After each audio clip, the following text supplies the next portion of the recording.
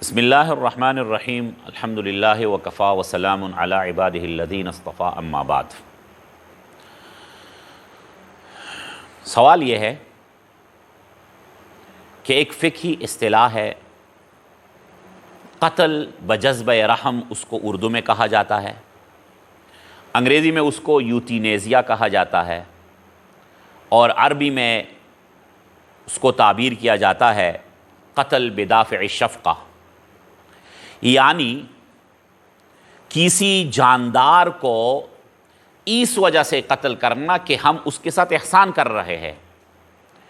کوئی جانور بیمار ہے، کوئی جاندار بیمار ہے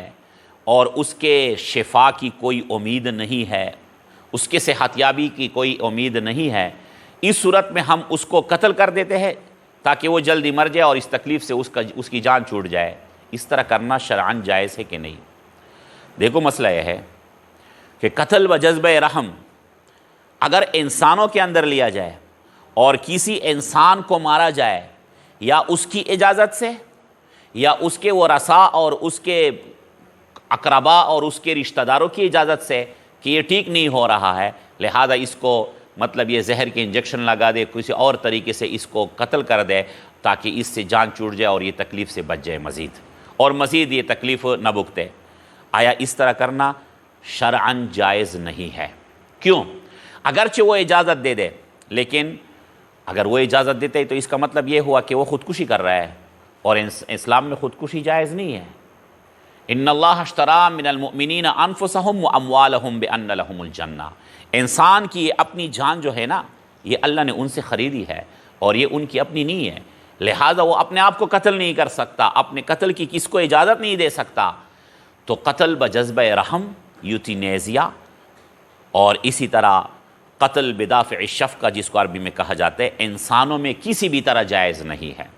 اگرچہ بعض یہ لوگ کرتے ہیں، اغیار کافر کرتے ہیں، لیکن جائز نہیں ہے۔ اس کی تیمارداری کی جائے، تیمارداری سے ثواب ملے گا۔ اس کو اگر کوئی مسلمان مثال ایسا ہے کہ وہ بیمار ہے، بیماری کی وجہ سے اس کے درجات بلند ہو گئے وغیرہ وغیرہ، تو اس کو قتل نہ کیا جائے۔ ہاں، اگر یہی قتل بجذبہ رحم جانوروں میں لیا جائے، کوئی ایسا جانور ہے کہ جس کے صحت یابی کی کوئی امید نہیں ہے، مطلب یہ ہے کوئی کتا ہے،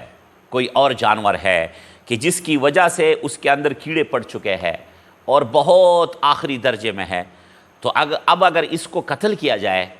تو اور اس کی جان چھوٹ جائے، اس لیے قتل کیا جاتا ہے تاکہ وہ اس بیماری سے اور یہ تکلیف سے بچ جائے، مزید وہ یہ تکلیف نہ بھگتے، تو شریعت میں پھر اس کی اجازت ہے۔ لیکن اس میں اس بات کا خیال رکھا جائے کہ اس کو ایسے طریقے سے قتل کیا جائے کہ فوراً اس مر جائے۔ ایسا نہ ہو کہ یہ ہے کتا ہے، اس کے اندر کیڑے پڑ چکے ہیں اور آپ نے اس کو پاؤں پر بندوق سے مارا، گولی مار دی یا کسی اور جگہ مار دیا، جس سے وہ مزید تکلیف میں اور ظلم سہ رہا ہے اور مزید تکلیف میں مبتلا ہو گیا، ایسا نہیں۔ یا تو اس کو ذبح کیا جائے، ان اللہ کتب الاحسان، ان اللہ کتب الاحسان علی کل شیء فَإِذَا قَتَلْتُمْ فَأَحْسِنُوا الْقِتْلَةَ، اچھی طرح سے اس کو ذبح کر دو، اچھی طرح سے اس کو قتل کر دو، فوراً اس سے